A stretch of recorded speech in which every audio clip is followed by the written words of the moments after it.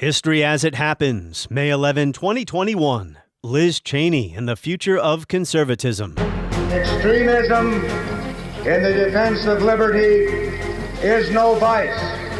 In this present crisis, government is not the solution to our problem. Government is the problem. The conservative movement reshaped Republican politics, sending its standard bearers to the White House while vigorously fighting the culture wars. But conservatism today faces a different challenge: Trumpism. Its next casualty will be Liz Cheney. The Wyoming Congresswoman is expected to be voted out of her leadership role by her fellow House Republicans because she won't go along with a big lie. What's become of the conservative movement? That's next as we report History as It Happens, a podcast from the Washington Times. I'm Martin DeCaro. What they're doing is using COVID to steal an election. Right. They're using COVID to defraud the American people, all of our people, of a fair and free election. It's June 9th, 1966.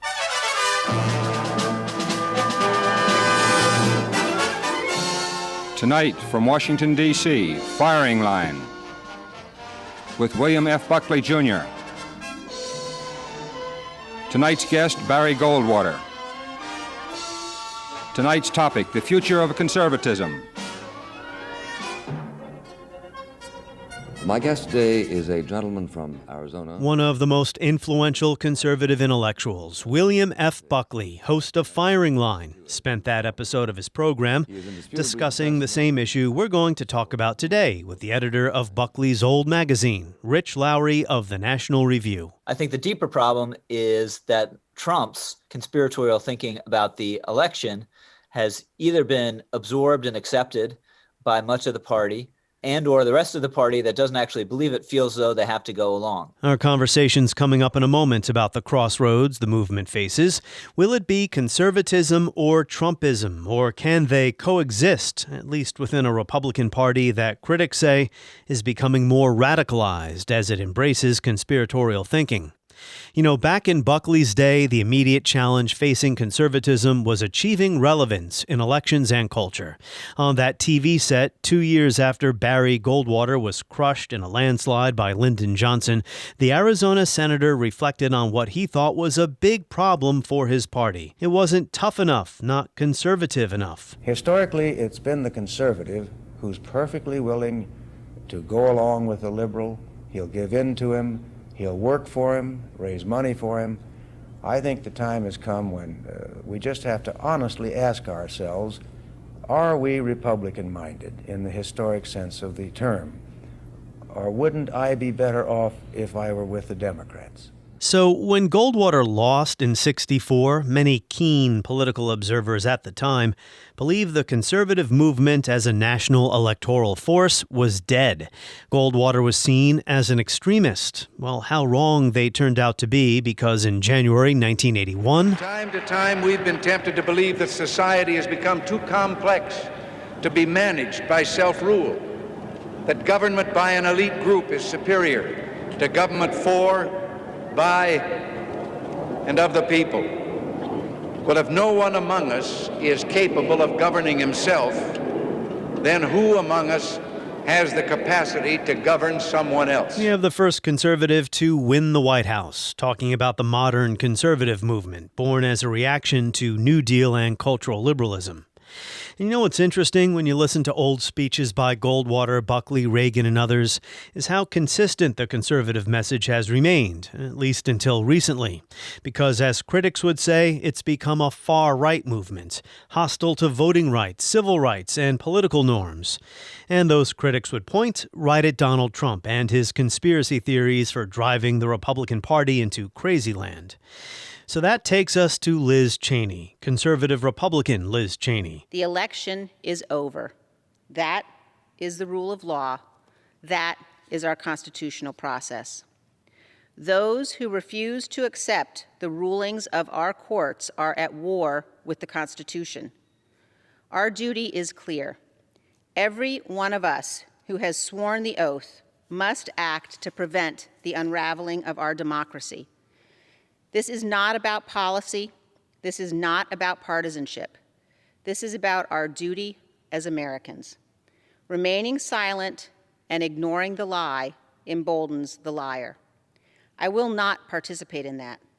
I will not sit back and watch in silence while others lead our party down a path that abandons the rule of law and joins the former president's crusade to undermine our democracy. So for that, she is now on the verge of losing her leadership post because other GOP leaders appear to be either afraid of angering Trump and his base, or they also believe the election was stolen. Whatever the case, they're tired of talking about it. On Fox News, Chris Wallace tried to get Indiana Republican Congressman Jim Banks to directly address Trump's lying. Banks danced around it, but he didn't hold back when he talked about Cheney. When Liz Cheney says history is watching and you can't go forward until you resolve this question, the election was fair and square, Donald Trump played a negative role, you think she's misguided making those points? Yeah, I've called on Liz Cheney to rejoin the Republican team and help us go out and win the majority in the midterm election. That's where my frustration has bubbled up. I wrote a memo, Chris, recently to Leader McCarthy about how we keep Trump voters in the Republican fold. You can find it at workingclassgop.com. And Liz Cheney is the only Republican leader who attacked the memo about making the Republican Party the party of the working class. If she doesn't get that's an important part of the formula to win the majority back in the midterm election and win the White House back in 2024, then she doesn't belong in a leadership position. So it appears we have arrived at a strange place where being honest about who won last November is worse than lying about it, at least when it comes to the House GOP leadership. So let's speak to someone who can be considered an authority on the conservative movement, because he succeeded William F. Buckley as editor of the National Review. He's Rich Lowry. Rich, it's great to have you here. Welcome. Hey, thanks for having me. The National Review has a piece on its website written by the editors saying that all Liz Cheney is doing is acknowledging the fact that Joe Biden won the election, Donald Trump lost the election, so it seems to make little sense to remove her from leadership simply for acknowledging the truth. Is there more to this than that? Well, I think there are a couple things going on. One is time around when there was a challenge to her leadership position after her vote for impeachment, she won, and she won going away. But there was at least an implicit bargain there, I think, among a lot of House Republicans where, they wanted her to take the Mitch McConnell approach. Everyone knows Mitch McConnell's not a Trumpist, doesn't like what Trump did post-election, was appalled by what his role in January 6th. But when it comes up, he just says, look, everyone knows what I think about this, and let's talk about something else. And that's what a lot of people wanted Liz Cheney to do. She has felt duty-bound, conscience-bound not to do that. When the question comes up, she answers it forthrightly and very unmistakably. A lot of fence-sitting House Republicans have felt this has created a distraction, and it makes it hard for her to do her job, which as conference chairman is literally to drive the message of the party. But the deeper issue, which you led with, is she's telling the truth. It's not like she's lying. It's not like she's going out of her way to talk about this issue. It's being raised by former President Trump all the time. She's being asked about it by reporters. So the deeper problem is that it's considered a distraction or obnoxious for someone just to say something that's simply true. And I admire her courage. I admire her principle, but obviously she's going to get ousted, maybe by a humiliating number if the vote actually goes through. And I think there's a practical and prudential case that the McConnell way would have been the better option for her. And I'll remind our listeners that Mr. Lowry and I are speaking prior to the vote to determine Cheney's fate, and this podcast will be published the day before the vote, so just keep that in mind, everyone, as you listen. It seems to me that this is really not a small matter. I understand that internally the Republicans don't want to be talking about this anymore and having it be a distraction, but at the same time, shouldn't the party acknowledge reality? And shouldn't the party move on from Trump? Isn't that what Cheney is saying? He lost, time to move on. Yeah, I think she's right about that. As a practical political matter, that has not happened. Astonishingly, the former president's grip on the party has grown stronger since the post-election period and since January 6th. And people just feel incredibly bonded to him. This is something books should be written about this. A lot of it is he has the right enemies and people feel bonded to him for that reason. But for whatever reason, they just don't want anyone to be in their face criticizing Trump. And every House Republican pretty much is afraid of a potential primary challenge from someone who's Trumpier than they are. And this is just the political reality of the party. I wish it was different. National Review will attempt to change it and nudge the party in a different direction, but this is going to be a long-running struggle. I want to get into some of those deeper issues about where the conservative movement or conservatism is right now, because this is happening in a larger context. And I intended to talk a little bit about William F. Buckley, but I'll bring him up now for a comparison. In Buckley's time, there were some crazies on the right, but he kept them on the margins, the John Birch Society. Today, we have members of QAnon who are in Congress. Conspiratorial thinking seems to have made it into the mainstream of the Republican Party. And I think that's not just dangerous for the country. I think it's dangerous for the party, isn't it? QAnon, I think, is a fringe phenomenon. I think the deeper problem is that Trump's conspiratorial thinking about the election has either been absorbed and accepted by much of the party, and or the rest of the party that doesn't actually believe it feels as though they have to go along. That is a problem. I don't think it's going to stop them from winning Congress next year, very likely. But you want a party that's tethered in reality and is looking ahead. In this respect, the party is looking backwards and is beholden to something that is just simply not true. So what does this mean for conservatism? Do you believe Donald Trump is a conservative in the NR mold, the values and the principles that the National Review has stood for? No. I think there's overlap. 80% of what he did in office, we were supportive of. There are some things he did in office that were actually quite courageous and another Republican wouldn't have done. But the problem is at National Review, our style of conservatism has always depended on a strict adherence to the rule of law and to the Constitution. So for a Republican president to say that his vice president at the stroke of a pen can overturn the results of the election while he is undertaking a magisterial role on January 6th, basically certifying what Congress is doing, is just jaw-droppingly wrong. And we just believe that there should be no tension between truthfulness and conservatism. Conservatism is grounded in reality. And this gap that's been created between the truth and many people on the right over the election is entirely driven by Trump. There's no evidence the election was stolen. He should have done the right thing and what everyone in American politics had done at this level prior to him and just say he lost, but his ego wouldn't let him do it. As far as I can tell, the only president who didn't commit to a peaceful transition of power. You mentioned his record, and it is mystifying that Donald Trump doesn't talk about his record more instead of the stop the steal claims. A lot of what he did was standard Republican fare, tax cuts, deregulation. You mentioned some of his bolder moves. I guess confronting China about trade practices would be one of those, and that's one of the areas where Democrats actually agree with him. But he's also a populist, a right-wing populist and a demagogue, maybe even an economic nationalist. It's hard to really peg him as one thing. Yeah, well, I think on immigration and on China, he changed the party's orthodoxy, and it's just never going back. And I think that's actually a good thing. We were restrictionists on immigration before Donald Trump was, and we long thought the Republican establishment was out of touch and wrong on the merits on this issue. On China, I just think he opened my eyes. I realized that I was too optimistic about what having an open trading relationship with China would do in China internally. And it's clear that China has cheated on trade, and China is the most significant geopolitical threat we face in the world. And I don't think the party is ever going back to a sort of a lazy pro-business attitude on China. And it shouldn't. I think trade is more complicated. Thinking about a trading relationship with China is absolutely necessary. But just more broadly, free trade is a boon to this country and a boon to the world. A gap had opened up between the party's voters and its leadership on a number of important issues. And leadership is out of touch. And there was a gap between the two of them, the voters and the leaders, and Trump drove a truck through that gap.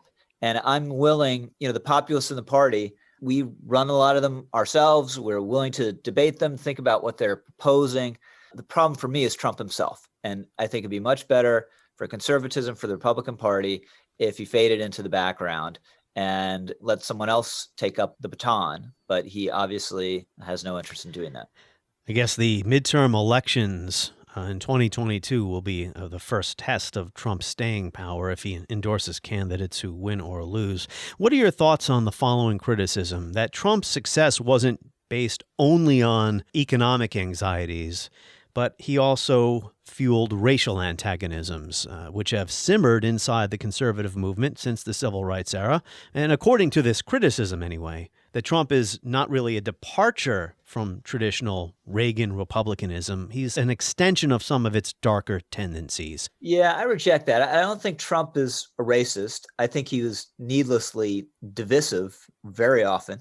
But I think his style of republicanism has more potential to jump racial lines than a more stereotypical republicanism. Mitt Romney, for lack of a better example, who obviously is a man of integrity and the best possible intentions. But Trump did better winning over some working class Latinos and at the margins, working class black voters than, a Mitt Romney could. Well, Romney obviously run against Barack Obama, it's different circumstances. So I think this style of politics has potential to make the party more multiracial, which it should attempt to be. It just should be divorced from, Trump with the statements, that people coming from S-hole countries and, no one wants to live in West Baltimore and all that sort of stuff, words that never should have passed the lips of a president of the United States. But it's just not true. And 2020 proved this, that Latino voters are going to be offended by someone saying, let's have less illegal immigration and not just let people in who show up at the border. There are a lot of Latinos who agree with that position. Let's go back to the beginning of the movement for a bit. The conservative movement, and you're the authority on this, so I'm going to have you correct me if I go wrong here, was a reaction to New Deal liberalism, with the aim of rolling back the New Deal and vaulting conservative candidates to electoral success, and the movement to cultural significance. Politically, it aimed at reducing the size and scope of government. Whether it succeeded is another matter. And also vigorously fighting the Cold War. First, you agree with that synopsis of the conservative? Yeah, and there was also the element of resisting cultural liberalism, and anti-elitism was a part of post-war conservatism as well. And the movement had a coalition of fiscal conservatives, big business interests, foreign policy hawks, and evangelical Christians, cultural conservatives who opposed gay marriage and abortion rights. What constituencies make up conservatism today? It's broadly the same, but there's been a change in emphasis. One thing that Trump underlined that a lot of people didn't realize prior to 2016 was that actually kind of the weakest part of the coalition was the fiscal conservatives. That's where he was most heterodox. Now, the irony, he ended up cutting taxes and deregulating, but, he said, let's give healthcare to all. I'm the king of debt, a whole host of these kind of things, trade, of course, and it didn't hurt him at all, really. But if he had said, I'm pro-choice, if he said, I'm pro-gun control, there is no way Donald Trump ever would have won the Republican nomination or become president of the United States. Those are the most prominent and the most potent issues for the Republican coalition. And the coalition's gotten older over time. It's gotten more working class over time. You can exaggerate how working class it is. There's still a lot of affluent Republican voters. But those voters, both older and working class, are less interested in the limited government part of the traditional Republican message. Older people, they're not excited about reforming and cutting entitlements, and working class people oftentimes see, the safety net as something that can be helpful to them. So the party hasn't totally abandoned fiscal conservatism. They obviously want to spend less than Democrats do across the board on anything, no matter what the issue is. But this is less of an emphasis, clearly. And the cultural issues have shifted. Abortion, obviously still hugely important, but they've shifted from generally the realm of sexual morality into now this new sort of populist nationalist realm where it's more immigration, border control, national identity, the nature of our history and how we define it. Those have risen in prominence. Well, any movement needs to change or evolve over time to survive, right? I mean, you don't want to abandon everything, but I mean, the Cold War's been over for 30 years, right? It's not the late 1970s when we had double-digit inflation and double-digit interest rates. What's your take on that? Do you think the conservative movement needs some fresh ideas? Oh, definitely. And National Review have been saying this for years and years and years. But the way this should work is you have certain philosophical premises and circumstances and politics and governing coalitions change. And your policies need to change and be updated in response without hopefully throwing away your philosophical foundations if those foundations are correct. So I'm all in favor of rethinking. I'm still pretty much a reflexive free trader. I'm open to arguments I'm wrong. I'm open to arguments about what we can be doing more to help working families. Maybe it's more than just tax cuts or even tax credits, the way we've talked about. Are there other things that we can do to help workers who have trouble, in this information-based, 21st century economy? I'm open to all those policy arguments. I think that's all very healthy. Again, I just think it's the Trump element that overwhelms everything and that isn't so healthy. I want to get into something that I hinted at before about some of these fringe ideas that have made it into the mainstream of the Republican Party. Speaking of QAnon, conservatives such as William F. Buckley prided themselves on intellectualism, important ideas, debating them about how to govern the country. I brought up the criticism that the Republican Party today is out of ideas, but it also seems to be becoming more mean-spirited or just darker. George Will, Bill Kristol, they're conservative intellectuals who don't want anything to do with the Republican Party right now because of this Trumpian influence. What's your stance on that? Conservatism, there's always been this tension between high-minded, for lack of a better word, conservatism and the more populist, anti-elitist conservatism. These exist in tension. At their best, they work together.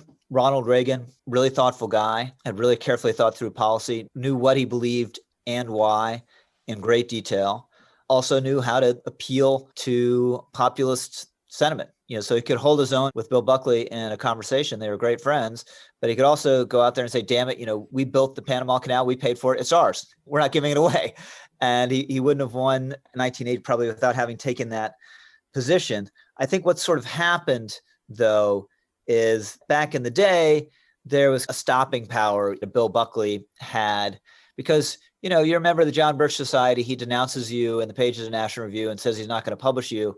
There are not many places you can go that were alternatives. You could have your newsletter, but it just didn't have the same cachet. Now, if we say, I don't know, you remember this guy, Milo Yiannopoulos, who was Breitbart and was a huge star for a very brief period. We would never publish Milo. We'd never even think of it. We repeatedly said he's a fraud and a crank and poisonous. But as long as he had a Twitter account, it didn't really matter very much what we said, and he had a huge platform. So Jack Dorsey, he has a decision now because, he deplatformed Milo, and that was the beginning of the end, and no one's heard of him again. So that's a very big change that has empowered the more populist forces, which have great energy, which are really important to harness. There would be no meaningful electoral conservatism without them. But there's also a downside to it. And what happened is Trump tapped it in a hugely powerful way. Instead of refining it and using it to higher ends the way Reagan did, the way George W. Bush did, the way really every successful national Republican politician did, Newt Gingrich did in 1994, he has made it worse, pandered to its worst elements and created more such elements. The left has its problems too. We're talking about the conservative movement today. This does disturb me when I look at the political landscape, the polarization. And you mentioned Buckley. He also said, and I'm paraphrasing here, of course, he didn't really have much use for someone who couldn't tell the difference between a Democrat or a liberal on one end and a communist You turn on Fox News or Newsmax today, you'll see any number of right-wing commentators saying socialism is coming, higher taxes is socialism, progressives want to destroy the country. Glenn Beck pushed these ideas on his Fox News show for a long time. That element of conservatism, or I should say that element of the right, has gotten too powerful and influential, and I think we can blame it to at least some degree on social media and cable news. What do you think of that? Well, I do think progressivism is trying to destroy the country, and You do? will destroy the country, if left unchecked. So that is true. And then there's just a question of how you go about making the arguments against it, and are you making sound and factual arguments, or are you throwing wild haymakers to please the crowd? But there's no doubt to me, if Democrats had 10 more Senate votes, we'd pack the Supreme Court. We would have additional states brought in explicitly to cement a Democratic majority in the Senate. We'd totally federalize the election system in the United States and throw out all sorts of commonsensical measures like voter ID, which they want to do in H.R. 1. We'd pass this so-called policing reform that has totally absurd. Well, they would pay a price for those things then, wouldn't they? At the ballot box? Yes, but these would be extremely harmful measures. And you don't come back from packing the Supreme Court. Once DC or Puerto Rico is a state, you don't undo that. Progressivism is profoundly illiberal. It's always had this tendency. It's been brought out at the moment. And I think the highest precincts of elite culture are promoting lies about America. The 1619 Project is basically a vast deception about the nature of the United States. And it's been hailed everywhere and is not going to be taught to our children in the schools. So I don't disagree with any of my friends on the right that I might have disagreements with over tone or some substantive questions or where we are on Trump about the dire threat represented by progressivism. And I actually am planning to do an episode soon on the 1619 Project. I have an interview coming up with the great historian Alan Taylor on some of the problems with that. Oh, great. Not to digress about the 1619 Project, but this is a point where, and this just shows you the chasm right now in our country, both sides look at each other as enemies who, if they prevail, will wreck the country. This is true. This is not something new in American history. Yeah, there was a civil war at one point. There was a civil war, and even outside the Civil War, 1790s. If you're going to have historians, get Gordon Wood at some point to talk about divisions in America. The 1790s, a little different in that we were really first trying out democracy and the party system, which founders hadn't anticipated or intended. But the Federalists thought the Jeffersonian Democrats were tools of France who were going to bring a bloody revolution to the United States. And the Jeffersonians thought Alexander Hamilton and his crew were bent on creating a monarchy modeled on Britain here in the United States. And they feared that if they lost the election, there would never be another election. So that's not necessarily a healthy thing, but it is endemic. A certain amount of contention is just endemic to the American political system and should be. I mean, it's a symptom of freedom. If you allow people to be free, we're going to have deep-seated disagreements about things. And my friend Yuval Levin wrote a great book a couple years ago. And one of the points it made is we're miscued by a brief period after World War II when there was, you can even exaggerate it then, but there was a kind of consensus as the American norm. But that was not the norm. That hasn't been the norm throughout our history. We had gone through a world war that had an incredible culturally cohesive effect on the country. The country was dominated by big institutions that were trusted by people, big labor, big business, big government that could make them sit down and work together. And American politics was roughly, within the proverbial 40-yard line. But that, by the late 60s, that had blown up. You look at how divisive things are today. Well, we don't really have a domestic terror group that is planting bombs places like every week, the way we did in the late 60s and early 70s. You don't have hijackings the way you did. You don't have kidnappings, the Patty Hearst case and all of that. You don't have cities burning to the ground. I mean, even the rioting last year around the George Floyd case, really extensive and incredibly damaging, yet nothing like the riots in the late 60s. Major United States cities like Detroit just literally never recovered. That's right. Many people killed in some of those riots in 68 and or the even, Vietnam War. More recently, the LA riots as well. So no doubt our politics has entered kind of a different phase, but we shouldn't exaggerate how exceptional it is in terms of the broad sweep of American history. So let's wrap up by circling back to the beginning of this conversation. Can conservatism and Trumpism coexist? I don't think Trump himself is a viable vehicle. I mean, you would need electoral vehicle. You need Biden to totally collapse. Maybe it happens. For Trump to be, I think, remotely plausible as a general election candidate. I've been wrong before. And I think he's a threat to the integrity of the right by promoting this lie about the election. But as we were talking about earlier, getting out of this, it's going to take time. And I discussed an opposition in approach earlier between Liz Cheney and Mitch McConnell, where Liz Cheney is like, let's tell the truth now. That's the only way we can get out of this box. And McConnell's like, no, let's wait. Let's be prudent. Let's fight this in 2023. I think McConnell's approach is the shrewder, more prudent one, but I can't be certain. It may be that McConnell tries to put off this showdown with Trump until 2 or 3 years from now, and the situation is no different 2 or 3 years from now, and Trump wins it again. The time to stop Donald Trump, if that was someone's objective, was in 2015. But voters did have a say in 2020. We ran an issue around that time in January 2016, which even then, when we ran it, like, this might not work.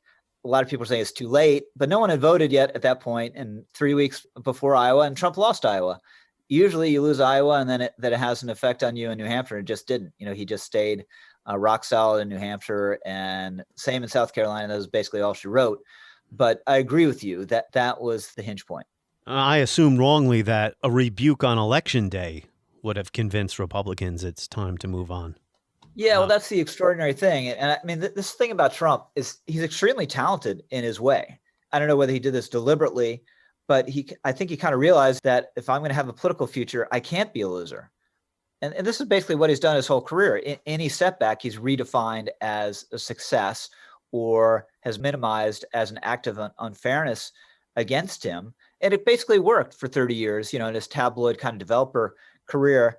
I'm with you. I wouldn't have thought it would be possible on the scale he's been able to do it here. But you look, he got shellacked in 2018, but incumbents usually lose midterms. Then he lost, a winnable election because of his own behavior and circumstances, obviously the pandemic, in 2020. Then he made an outside contribution to losing these special elections in Georgia by needlessly dividing the party and attacking key figures in the Republican Party, and at the margin discouraging some Republican voters, and then also doing more to convince suburban swing voters that the party was crazy. And no one seems to care. He's totally gotten away with it.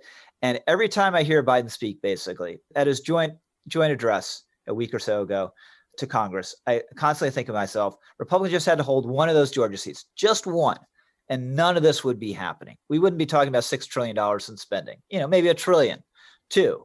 But all this has been made possible by what happened in Georgia, and Trump hasn't borne any of the blame for that. Rich Lowry of the National Review, thank you for sharing your perspective from the right.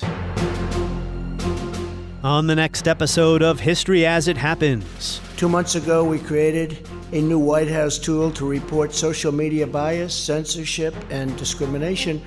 We saw you folks being taken off, and we fought on all of you. And many of you are back now. But many of the names, I won't mention your names, some of you were taken off for absolutely no reason. Trump may still be number one with Republican voters, but he's still banned from Facebook and Twitter. Free speech and big tech, what it means for all of us, not just former presidents. That's next when we report History as It Happens, a podcast from the Washington Times.